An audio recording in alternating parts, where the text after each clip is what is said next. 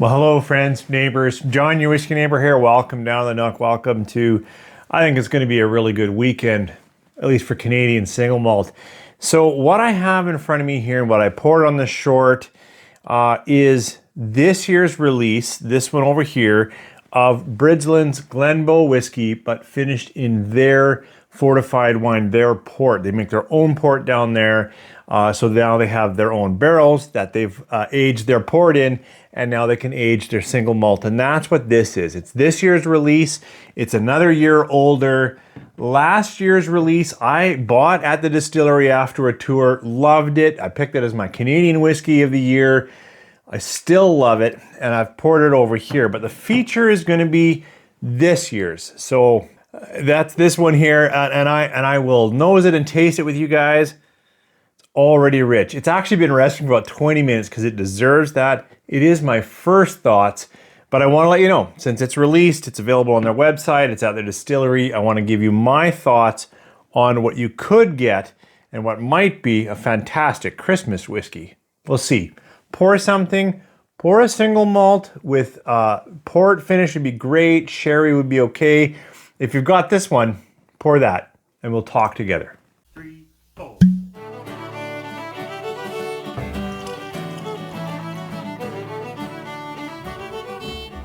So as I said in the opener, it's going to be all Bridgeland Canadian Single Malt, and it's going to be last year's versus this year's release of this. Now, one of the things that I love and am challenged with these bottles is these artisan or artisan labels look fantastic in person. That dark kind of red on black looks just so classy. I can't seem to get my cameras to pick it up at all, so it's so difficult for you to actually see.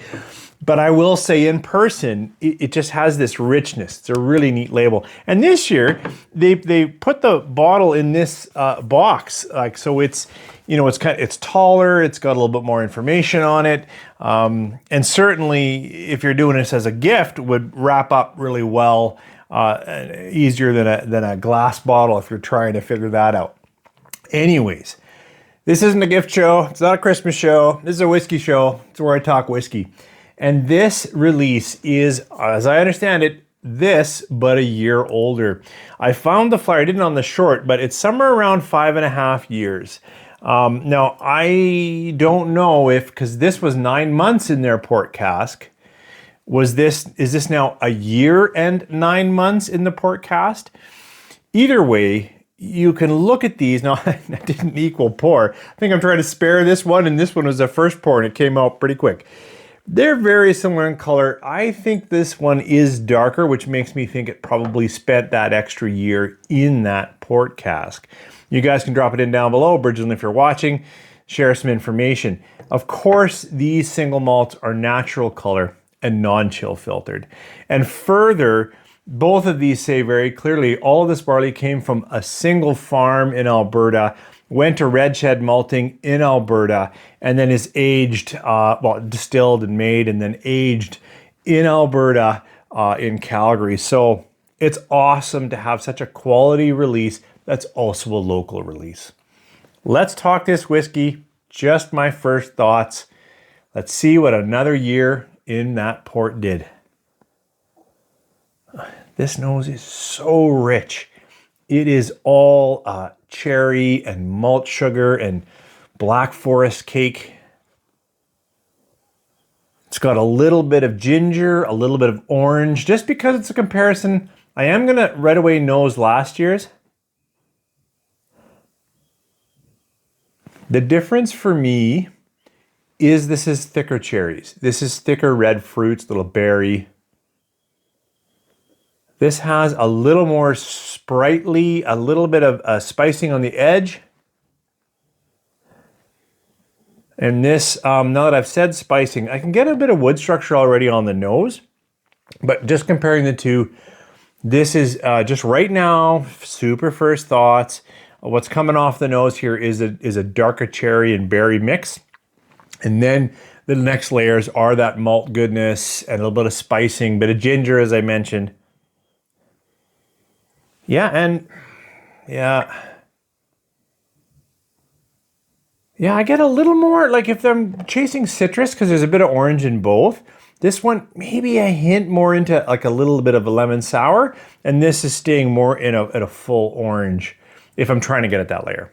Wow, I've talked enough, at least for me. This has been poured down here for at least a half an hour now, and I'm dying to try it. So hope you have something good in your glass. Cheers.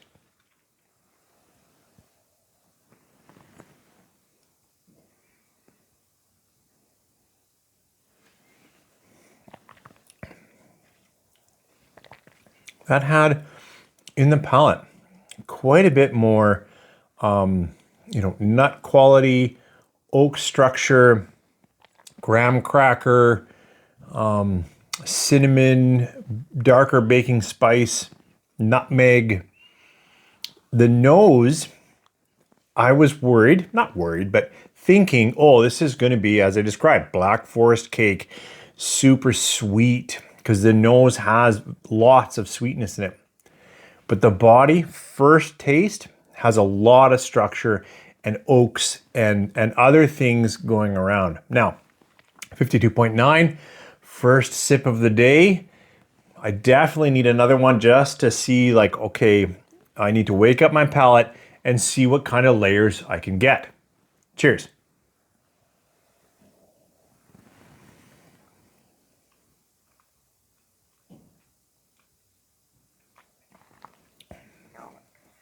Really liking how savory the palate is. If you're a long-time viewer of the channel, you know that I struggle with whiskey that is just too sweet. It's also one of the reasons why I struggle with many great Canadian whiskeys, but the Canadian whiskey profile tends to be sweeter. It tends to be a sweeter whiskey. This has a lot of savory in the palate, and I really appreciate that.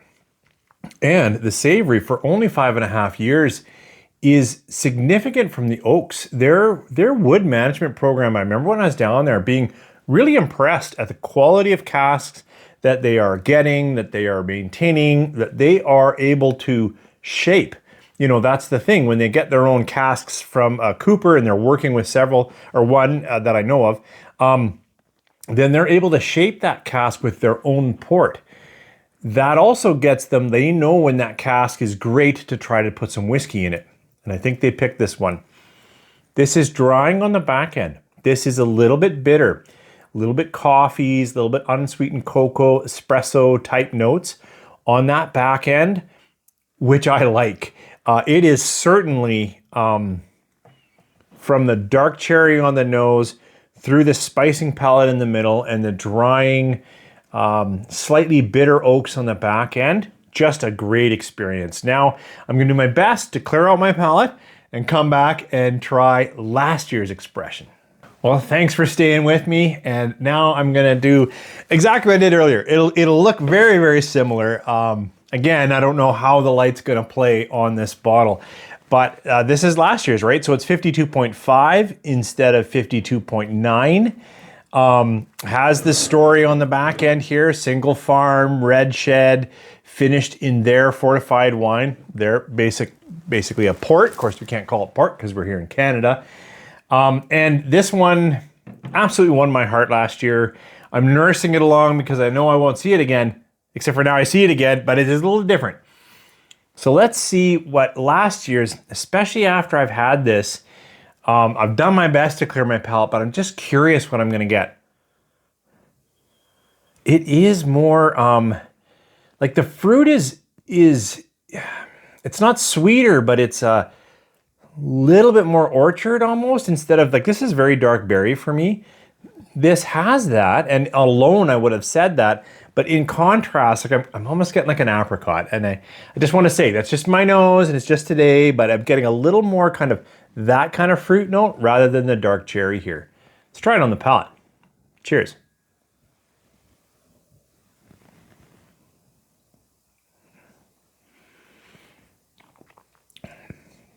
I know it's only a year and it could be mental, but the spirit comes off a little more.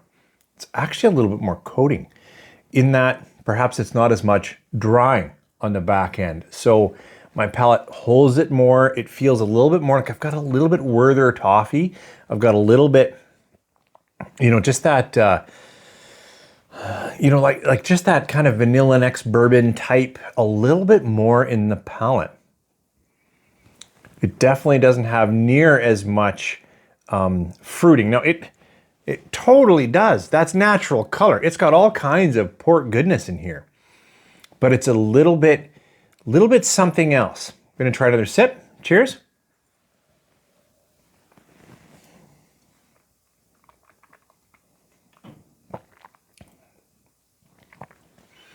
It's also drying on the back end. It is, and it also has definitely some of those darker drying oaks, especially now that I try it again. It's a little bit hotter, even though this is 52.9, 52.5, it is a little hotter. I had to try this just once more. More reds on the nose.